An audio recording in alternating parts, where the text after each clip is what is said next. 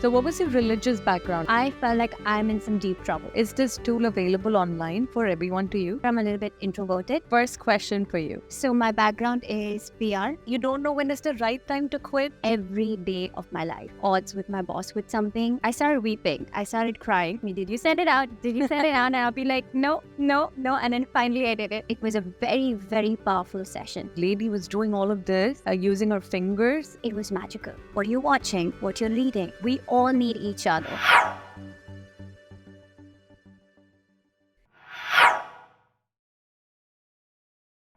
Hey everyone, welcome to the Celeste About podcast. Today on the show, we have Rima Aidasani, body and belief code practitioner. I'm so excited to have Rima on the show. Welcome to the show, Rima. Hi, Tanya. Thank you so much for having me here. And I am so excited to be here and share all the wonderful stuff that I have in store.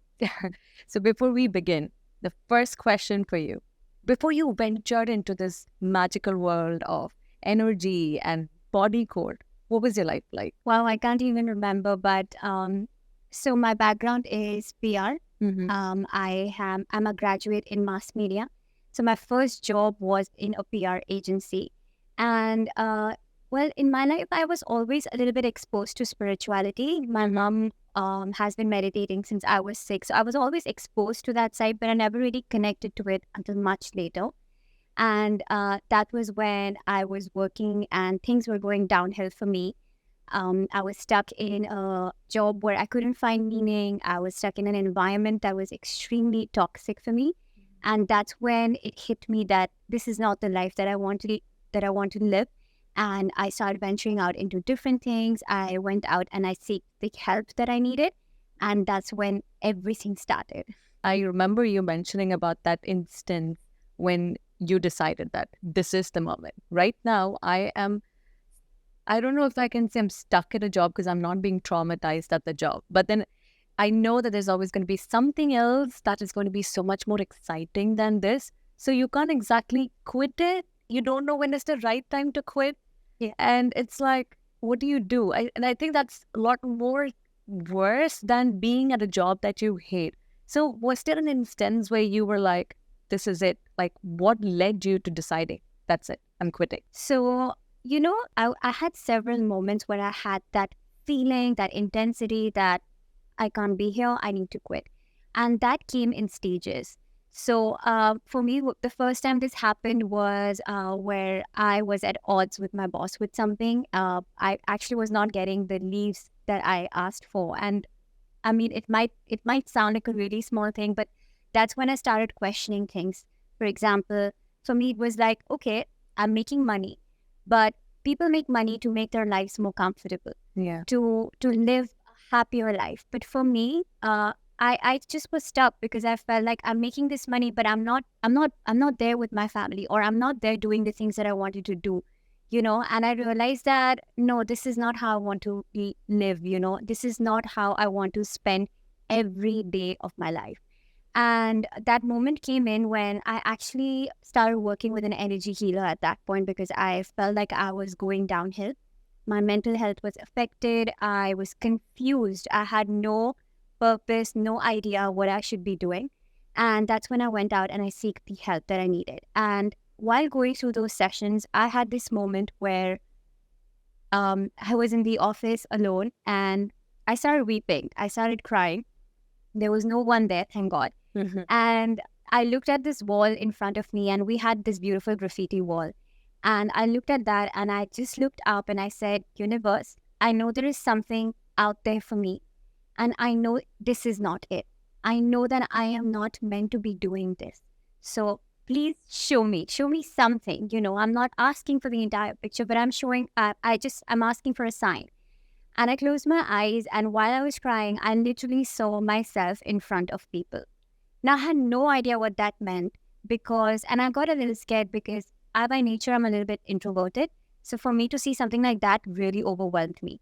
But with that came this wave of peace that I had never felt before. It was almost as if the universe is telling me, hold on, don't worry, everything will be fine. And in that moment, I stopped crying and I felt suddenly very happy. And that was the first time I had that inclination that that's it. I need to be doing something else. I need to quit. But it wasn't until a year later after that that I actually made the decision to actually do it. So I actually had my my resignation email in my inbox for 3 months before I actually sent it out. Actually, longer than that, I Yeah. drafted it and it was there and I kept it in my inbox. And every day my colleague would ask me, "Did you send it out? Did you send it out?" And I'll be like, "No, no, no." And then finally I did it. It's like the manifestation of resignation, it's like that. You keep doing it. Yes. That's so interesting because when you mentioned that you asked the universe, right? Yeah. And then you mentioned your mom does meditation. So what was your religious background like? Were you in any sort of religion, or from the beginning you were always praying to the universe? So I actually grew up very confused about religion because at one end I saw my mom meditating, I saw my aunt meditating, and then the other side I saw my dad, who was a little more religious. But the good part, I mean, I was blessed because nobody really pushed me into believing anything. Both my parents always gave me the freedom to explore whatever it is that I wanted to explore. But that also led to a little bit of confusion for me. So while growing up, I mean, I come from an Indian background, so I was always confused about gods and things like that. So I ended up praying to everybody. Whoever would listen to me, I would pray to them. But I never felt truly connected to prayer or religion or anything of that matter, actually. And I was okay with that. I was okay because nobody actually put me down for it. And honestly, I never even shared it with anybody that, yes, I can't connect to God or the universe, nothing. It was much later when I started my own spiritual journey, when I started reading, when I started meditating. That's when I actually established a connection to a higher power, I would say. Yeah. The reason why I was asking is because I ventured into this whole spirituality thing because something terrible happened in my life. And then it was like, that's it, I'm not going to pray anymore. But then what happened is I started seeing the God within me. I started seeing the power that we have within us. Until then, it's always like we are always bowing down. We are so sinned. We sometimes feel like we are not worthy of anything because we are. Sometimes even being rich makes you feel like you're guilty, okay? Because there are other people who are less fortunate than you. So I guess that is one good reason why you were able to dive into emotion code and get into those in a little more deeper manner and have the confidence in it. So my next question is, when did you know something called the body and belief code existed? Like, how did you get into it and what does it mean? So after I quit my job, I took months to just connect and understand what it is that I like to do. And that's when I actually stumbled upon energy healing. Actually, I stumbled upon energy healing much before that while I was working. But only after I quit, I realized that, okay, I need to learn this. I need to understand energy healing, what this is. And my only intention of doing all of this was to help myself. I had no interest of doing this professionally. I had no interest, to be brutally honest. I didn't have any interest in helping anybody at that point because I felt like I'm in some deep trouble. So I just started this by learning different modalities. I actually started by doing Reiki, Theta healing. I dived into many, many other modalities, and I loved all of them because they helped me grow. They helped me get rid of some fears that I was holding, some belief systems that I was holding. So that's how I started. And then I think during COVID 2020, I stumbled upon body code, emotion code, and belief code.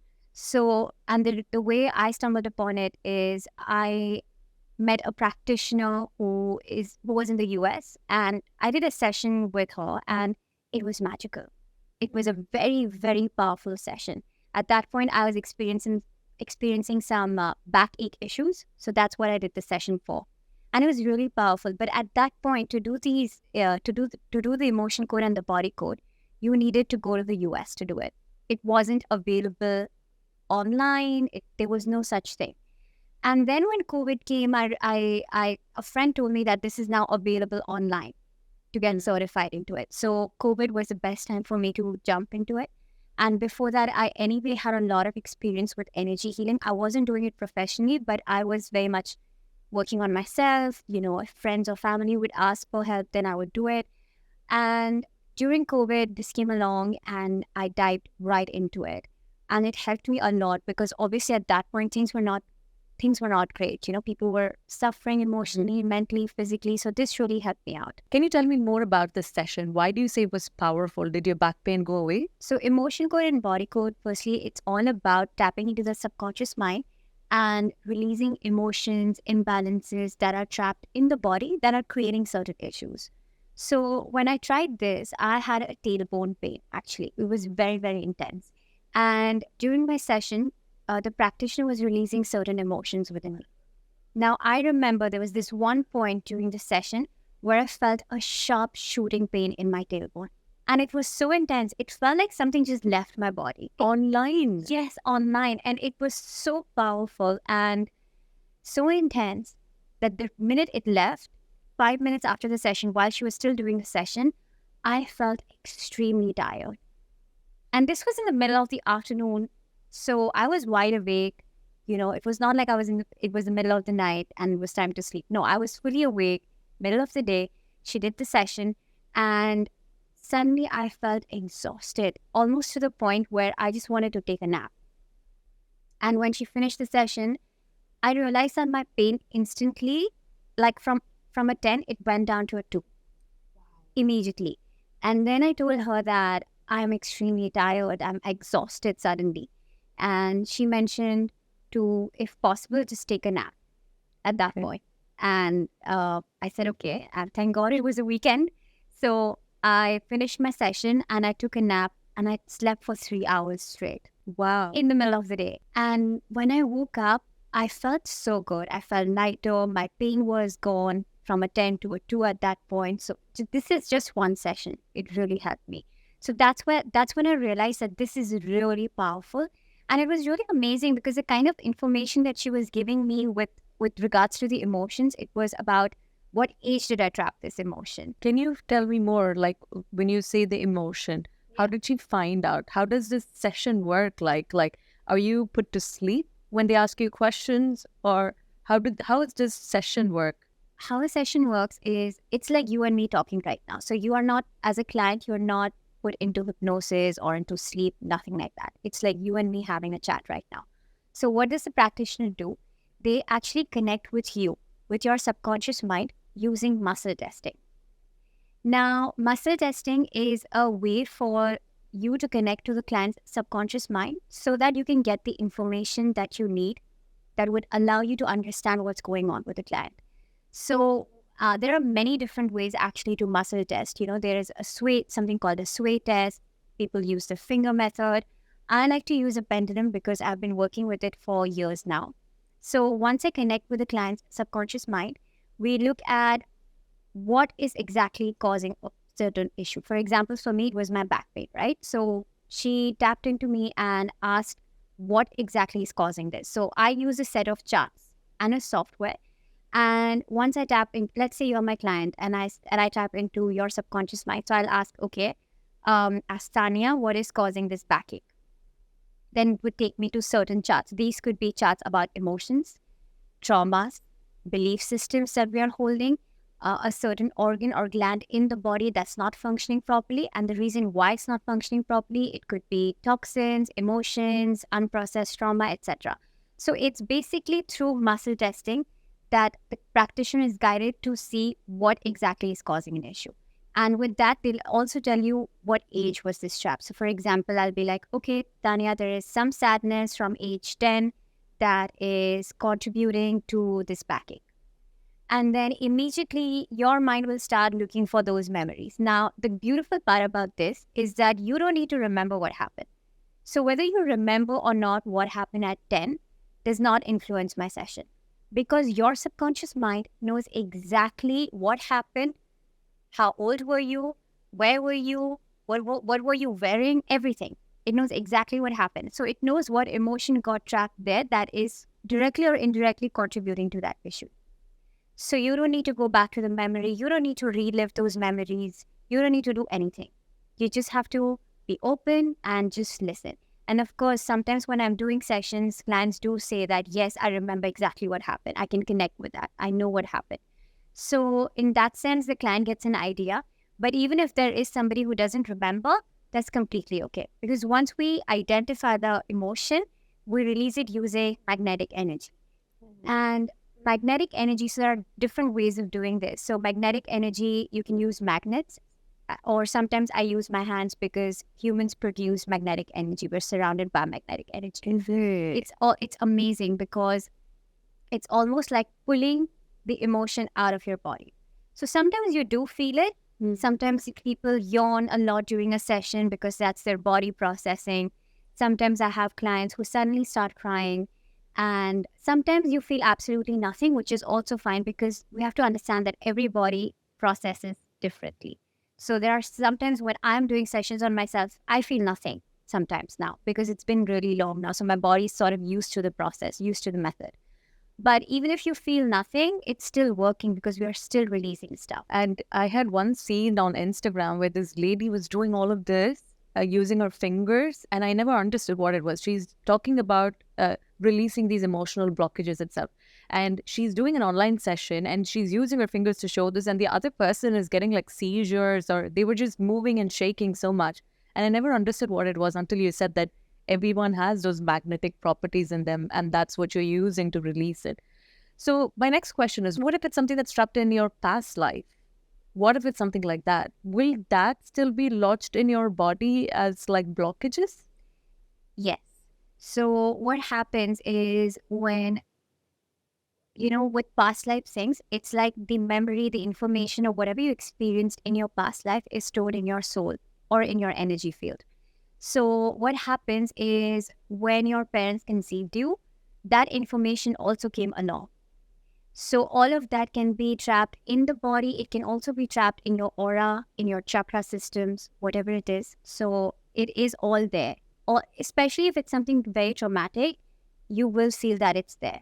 Mm-hmm. And you yourself didn't know that there was something like an emotion trapped in your body, right? And what it was that was causing it. So let's say it's an outsider, like for me, for example. How do I know that there is an emotion trapped in me? How can I check it myself? Like, how do I know it's time for me to go and speak to a practitioner like yourself? So almost any challenge that you're going through for sure has some imbalance, some trapped emotions, some unprocessed trauma that is stuck in the body that is creating that issue for you.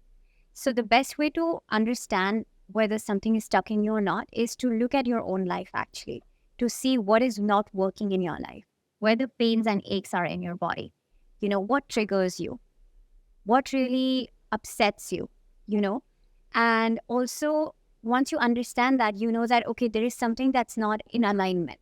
There's something that is imbalanced. That's when you understand that, okay, maybe it's time to see a practitioner. Another way is there are various different ways to muscle test. So if you read the Emotion Code book, in that book, they also teach you how to muscle test. There are over 7 to 8 different methods when it comes to muscle testing. So when you learn how to muscle test, you yourself can start checking and identifying what is causing a certain issue, if there is a particular trauma that is trapped, that is creating something in your life.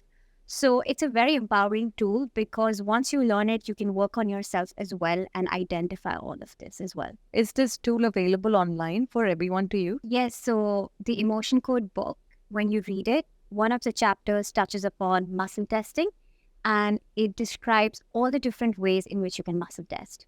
So, and it's beautiful because if you can't resonate with one type of muscle testing, there are various different ways as well. So that's why for me, I love using the pendulum because before the Emotion Code and Body Code came into my life, I was anyway using a pendulum to do my healing. So it was something that I was well acquainted with. So it was easy for me to learn it as well because I didn't have to also go through that whole process of, muscle testing and learning how to do it. That can take time, but you know what? It's worth it. I remember watching Dr. Bradley Nelson. He's the guy for this, right? Correct. So when you first mentioned that you do Emotion Code and this is what you do, the first thing that came to my mind was he had spoken about this client that he had who was having severe pain in her body. And when he did the test, what he does to do the test is he has a software and he asks them questions and they have to say yes or no to it. And then it's from a flow diagram or something he finds out. And in her subconscious mind, she mentioned chromium. She mentioned that there is this particular element that is missing in our body. and she doesn't even know what that is, right? And once she stopped consuming it, the whole pain just disappeared. So it was that quick when they do it. So because you're talking about energy being trapped in your body, what does it mean that there is these energy blockages that is being trapped in the animals that we eat? Will it affect how our energy as well? Because let's say I'm a non-veg person and the animals are being slaughtered, they're going through pain, they're going through trauma. Will that get blocked, logged into their body? And will it get transferred to me while I'm having food? Yes, it does affect you. That's why, it's so important to be very mindful of what you're consuming. And when I say consuming, it's not just like in this case, you mentioned food, right? Veg or non-vegetarian, but it's also what you're consuming in terms of what you're watching, what you're reading, who you're hanging out, because all of that contributes to your energy, your emotional health, your energetic health. So it's all of that. But yes, various studies show that, when you're slaughtering animals at that point, they are going through intense fear, So when that's happening, that fear is sort of lodged in their body. So when you're consuming that, your vibrations get imbalanced as well. Yeah, this makes sense because one of the things that they say in order to attract abundance into your life as well is to maintain high vibration. So they talk about eating high vibrational food and consuming high vibrational content and so on.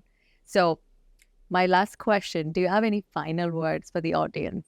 I would say be very open when you're going through your spiritual journey. It's very important to follow your inner guidance. And when you're ready, things will just appear for you. All you have to do is intent. Because I remember when I was going through this journey, and I understand because now we live in a world where there's so much information out there that it can get a bit overwhelming for people. So I would always tell people that connect with yourself and follow that. And things will just appear. For me, for example, the right people appeared, the right teachers appeared, the right books showed up in my life. Someone would say the right thing. And follow that. Don't question it. We have this habit of going into our logical mind and start thinking, start doubting, start questioning things. But when you're in the flow, when you are in this path, it's always important to understand and follow that inner guidance. Don't ignore it, because the more you follow that, the more that intuitive power is going to increase within yourself. And when that increases, life just becomes so much easier. And it's funny because what your intuition will say and what your mind will say is different. Yeah. And sometimes the challenge is following that, because what we want and what the intuition is guiding us to sometimes are in conflict. Yeah. So follow that. And another thing is, don't be scared of asking for help. Yeah, it's a big one. Because I really feel that a lot of people think that they got to do it on their own. It's not about being dependent, but it's about being interdependent. We all need each other. We all need people. We all need connections. We all need help at some point, So don't be scared of asking for that help. It doesn't make you weak. It doesn't make you less or anything. It actually makes you brave. So don't be scared. If you're struggling with something, if there's something that you feel like you need somebody to talk to or get professional help or anything, just do it. You don't have to suffer in silence. That makes total sense, because even when I'm trying to pray, I don't ask for help because I think I can do it on my own. Yes. But now I keep asking, okay, for every simple thing, I'm like, should I take this meeting? Should I speak to this person? Should I respond to this person? There's always the first answer that comes to my mind. I just do it accordingly. That was like such a beautiful advice. And lastly, where can we find you? You can find me on Instagram. And you can also find me at Miracles. At Miracles. Yes. Awesome. Thank you so much, Rima. It was such a pleasure having you on the show. Thank you so much. Thank you so much, Sani. It was lovely meeting you and connecting with you. Thank you. Thank you. Thank you for watching. Click on one of the videos to continue your journey and don't forget to subscribe.